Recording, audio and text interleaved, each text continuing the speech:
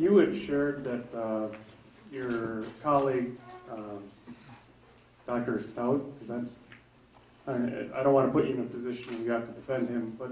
Oh, I'm happy to. Yeah, okay. I mean, I was making the point that I agree with him on a very fundamental matter. Yeah. And that's the point that I wanted to bring up, that you were sharing that you agree with him that human worth, that he agrees that humans have a worth.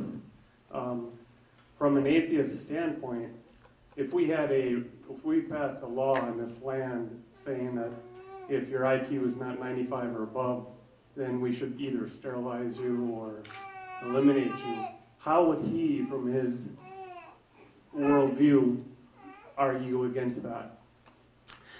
Well, if he were the sort of atheist who embraced reductive materialism, if that were his ground of atheism, then he'd have a big problem. I agree. But there are lots of atheists who don't embrace that view.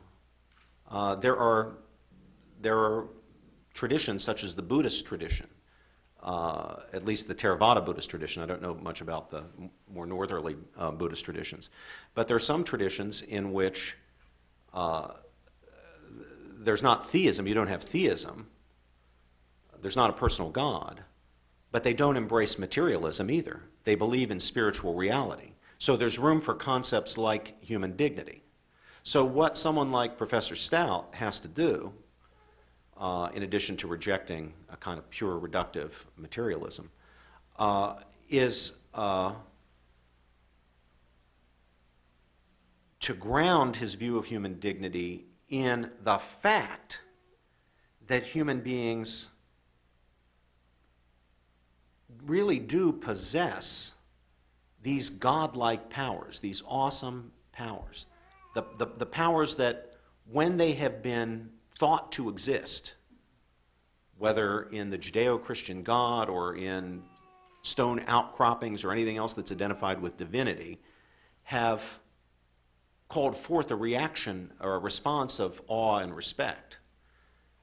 All someone like Professor Stout has to do is to acknowledge that, yeah, human beings really do have those capacities.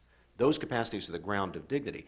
And if, in fact, human beings are made in the image and likeness of God, as Christians and Jews claim, then you would expect those capacities to be manifest in reason and freedom. Right? So the common ground is the acknowledgement of reason and freedom as the ground of human dignity. Now, how is it that there are human beings that have, creatures that have reason and freedom in the robust senses that I'm talking about? One account, mine, is a free and creative source or ground of that reality, a personal God. He says, I don't think that's a very good account. I might not have a better one. To me, it's just a mystery. But the key thing is that I got the same belief in the ground of human dignity that you do, the same evidence that human beings have a kind of special status, a special dignity that you do. And so if someone comes along and says, I want to kill this person because he's got a 95 IQ or because he's a gypsy or whatever the ground is, he says, no, that's a violation of human dignity. Now, if you do it, you're not going to be under any divine judgment. There would be a difference. It's wrong to do, but if you do it, there aren't going to be divine consequences on Judgment Day.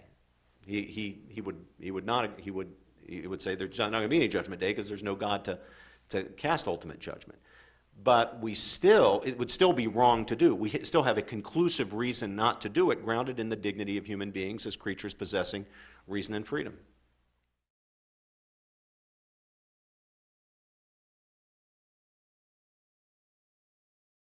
For more information about the Veritas Forum, including additional recordings and a calendar of upcoming events, please visit our website at veritas.org.